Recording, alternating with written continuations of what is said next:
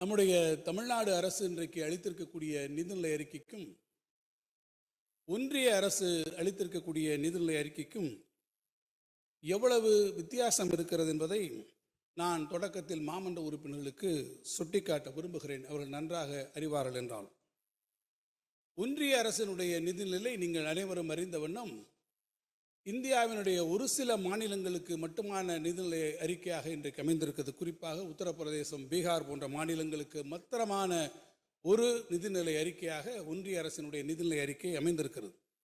ஆனால் மாண்புமிகு முதலமைச்சருடைய வழிகாட்டுதலின்படி நம்முடைய மாநில அரசு இன்றைக்கு அளித்திருக்கக்கூடிய இந்த நிதிநிலை அறிக்கை என்பது தமிழ்நாட்டினுடைய கடைக்கோடி மக்களுக்கும் நன்மை செய்யக்கூடிய நோக்கில் அமைந்திருக்கக்கூடிய ஒரு நிதிநிலை அறிக்கை மட்டுமல்ல, தேர்தல் காலத்தில் ஒருவேளை எங்களுக்கு ஆதரவாக இல்லாத ஒரு சூழ்நிலையிலே இருந்தாலும் கூட எப்படி புவியிலே வாழக்கூடிய மக்களுக்கு நிறம் பார்த்து வேறுபாடு இல்லாமல் வான்மழையானது அத்தனை பேருக்கும் சமமாக பொழிகிறதோ அதே போல முதலமைச்சர் அவர்கள் சமன் செய்து சீர்தூக்கும் துலாக்கோல் போல் அனைத்து பகுதியிலும் சமமாக பாவித்து தமிழ்நாட்டினுடைய எல்லா பகுதிகளுக்கும் தேவையான உரிய வளர்ச்சி திட்டங்களை அறிவிக்க எங்களுக்கு வழிகாட்டியாக இருந்திருக்கிறார் என்பதை நான் நெஞ்சுயர்த்தி பெருமையாக இந்த மாமன்றத்திலே நான் தெரிவிப்பேன்.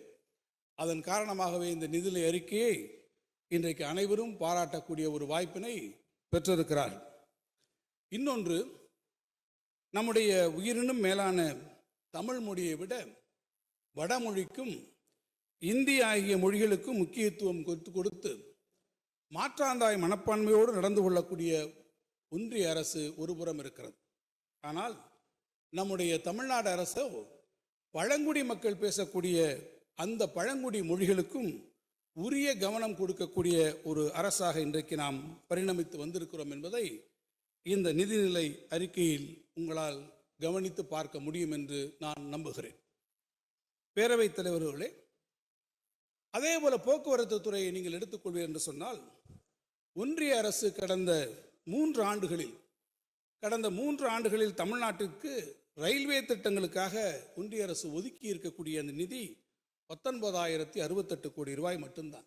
ஆனால் உத்தரப்பிரதேசத்திற்கு 2025-26 இந்த ஓராண்டுக்கு மட்டும் நம்முடைய ஒன்றிய அரசு ஒதுக்குவதற்கு உத்தேசித்திருக்கக்கூடிய தொகை அதே 19,858 கோடி. அதாவது நமக்கு 3 ஆண்டுகளிலே கொடுக்கக்கூடிய அந்த தொகையை ஒரே ஆண்டிலே உத்தரப்பிரதேசத்துக்கு ஒன்றிய அரசு வழங்குகிறது என்று சொன்னால் ஒன்றிய அரசினுடைய நிதிநிலை அறிக்கைக்கும் நாம் கொண்டு வந்திருக்கக்கூடிய இந்த நிதிநிலை அறிக்கைக்கும் இருக்கக்கூடிய வேறுபாட்டை உங்களால் மிக எளிதாக புரிந்து கொள்ள முடியும் என்று நான் நம்புகிறேன். இப்படி நாம் தொடர்ந்து வஞ்சிக்கப்பட்டு வந்தாலும் கூட இந்தியாவிலே மிக அதிகமான மதிப்பீட்டிலான சென்னை 2ஆம் கட்ட மெட்ரோ ரயில் திட்டத்தை ஒன்றிய அரசினுடைய நிதி உதவி இன்றி தன்னுடைய சொந்த நிதி ஆதாரங்களை கொண்டு மாண்புமிகு நம்முடைய முதலமைச்சருடைய வழிகாட்டுதலோடு தமிழ்நாடு செயல்படுத்த ஆரம்பித்தது.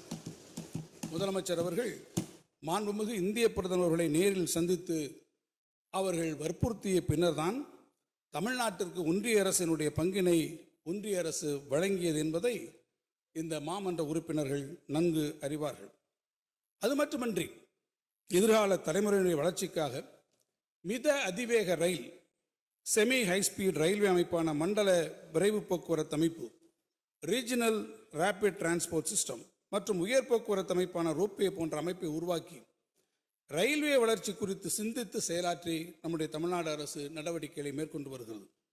தமிழ்நாடு அரசினுடைய இந்த நிதிநிலை அறிக்கை நடப்பு ஆண்டிற்கான வெறும் புள்ளி விவரங்களை மட்டும், வரவு செலவு குறித்த புள்ளி விவரங்களை மட்டும் கொண்டதாக அமையவில்லை.